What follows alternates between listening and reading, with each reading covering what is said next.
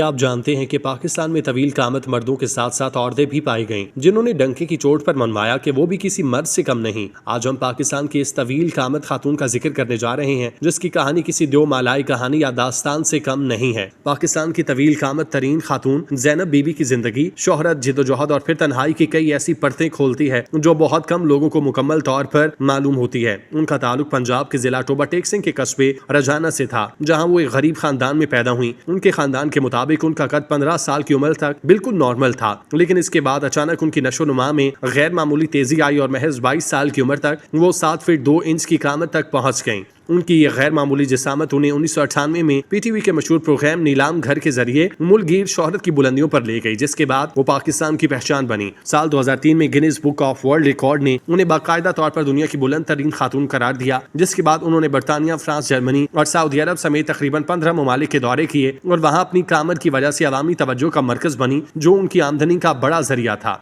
ज़ैनब बीबी के बचपन और उनके कद में गैर मामूली इजाफे की कहानी कुदरत के एक अजीब और गरीब करिश्मे और तिब्बी पेचीदगी का इम्तजाज है। उनकी पैदाइश 1972 में टोबा टेक सिंह के गरीब किसान घराने में हुई और इब्तदाई चंद सालों तक वो अपनी दीगर 5 बहनों की तरह बिल्कुल आम बच्ची नजर आती थी। उनके वालिदैन के मुताबिक बचपन में उनकी नशोनुमा में कोई ऐसी बात नहीं थी जो गैर मामूली लगे, लेकिन जैसे ही वो लड़कपन की उम्र को पहुंची, उनके जिस्म में ऐसी तब्दीली आई जिसने सबको हैरान कर दिया। 15 साल की उम्र के बाद उनका कद हफ्तों और महीनों के हिसाब से बढ़ने लगा, जो कि तिब्बी लिहाज से मखसूस बीमारी जाइंटिज्म की अलामत थी, जिसमें दिमाग के निचले हिस्से में मौजूद ग्लेड्स जरूरत से ज्यादा ग्रोथ हार्मोन्स पैदा करना शुरू कर देता है। ज़ैनब बीबी का खानदान अचानक तब्दीली पर सख्त परेशान था, क्योंकि उनकी खुराक और लिबास की जरूरत भी उनके कद के साथ बढ़ती जा रही थी। उनका कद इस तेजी से बढ़ा कि महज चंद सालों में 7 फीट की हद अबूर कर गई, जिसकी वजह से उनके घर के दरवाजे छोटे पड़ गए और उनके लिए आम जूते या कपड़े बाजार से मिलना नामुमकिन हो गया। तिब्बी माहिरीन का मानना है कि अगर इस मरहले पर उनका इलाज किया जाता तो शायद उनके कद को एक हद पर रोका जा सकता था, लेकिन वसाइल की कमी और आगाही ना होने की वजह से ये सिलसिला जारी रहा। यही कद जो शुरू में उनके लिए जिस्मानी बोझ था, बाद में उनकी आलमी शोहरत का सबब बना, क्योंकि उनकी कद और कामत की खबरें जब मीडिया तक पहुंची तो माहिरीन सेहत और गिनीज बुक के नुमाइंदों ने उनमें दिलचस्पी लेना शुरू की, जिसने एक देहाती लड़की को दुनिया की नजरों में दो कामत खातून बनाया। लेकिन उन्हें क्या मालूम था कि यही कद उनकी बेटी की असल शोहरत बनेगा। इस शोहरत के पीछे एक दर्दनाक पहलू ये था कि ज़ैनब बीबी को अपने ही मुल्क में कद की वजह से शदीद समाजी दबाव और हिरासा किए जाने का सामना करना पड़ा। उन्होंने दावा किया था कि लोग उनका मजाक उड़ाते हैं, उन पर आवाजें कसते हैं, जिसकी वजह से वो खुद को गैर महफूज महसूस करने लगी। इस बुनियाद पर उन्होंने 2008 में बरतानिया में सियासी पनाह की दरख्वास्त दी, जिसे अगरचे मुस्तरद किया गया, लेकिन वो काफी अरसा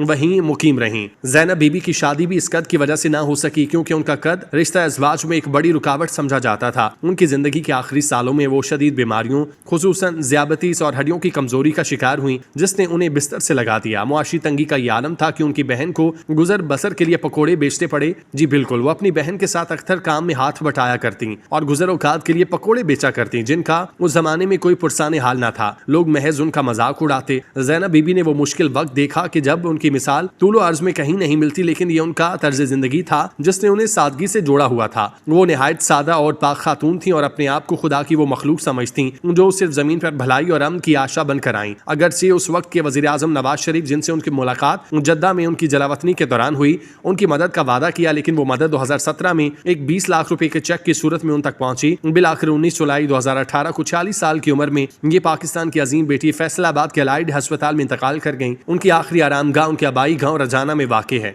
ज़ैनब बीबी की जिंदगी किसी यूनानी अलमिया या लोक कहानी के उस किरदार की तरह है जो अपनी इनफरादियत की वजह से पूरी दुनिया की तवज्जो का मरकज तो बन जाता है, मगर इस इनफरादियत की कीमत उसे तन्हाई और दर्द की सूरत में चुकानी पड़ती है। पंजाब के दूर अफ्तादा कस्बे रजाना की मट्टी से उठने वाली ये बुलंद कामत खातून जब पहली बार मंजर आम पर आई तो ऐसा महसूस हुआ जैसे कुदरत ने जमीन पर एक जीता जागता मीनार खड़ा कर दिया हो, जिनकी कामत देखकर इंसान अपनी छोटी हस्ती का इदराक करने लगता है। उनका तारुफ महज रिकॉर्ड होल्डर का नहीं बल्कि अज़्म और हौसले की अलामत थी, जिसने जिस्मानी माजूरियों और समाजी रुकावटों के बावजूद सात समंदर पार अपने मुल्क का झंडा गाड़ा। वो एक ऐसी खामोश फरियाद थी जो अपनी बुलंद कामती के बोझ तले दबी थी, मगर जब भी किसी आलमी फोरम पर खड़ी होती तो उनका कद पाकिस्तान की शोहरत को चार चांद लगा देता। ज़ैनब बीबी का बचपन और जवानी एक ऐसी कश्मकश में गुजरी जहां उनका अपना जिस्म उनके काबू से बाहर होता जा रहा था और हर गुजरता दिन उनके लिए नए लिबास, जूतों और नई दुनिया की तामीर का मुतालिबा करता। उनके घर की छतें छोटी पड़ गईं, उनके लिए आम बिस्तर तंग हो गए, बाजार की भीड़ उनके लिए अजनबियत का इस्तारा बन गई। लेकिन इसके बावजूद ज़ैनब ने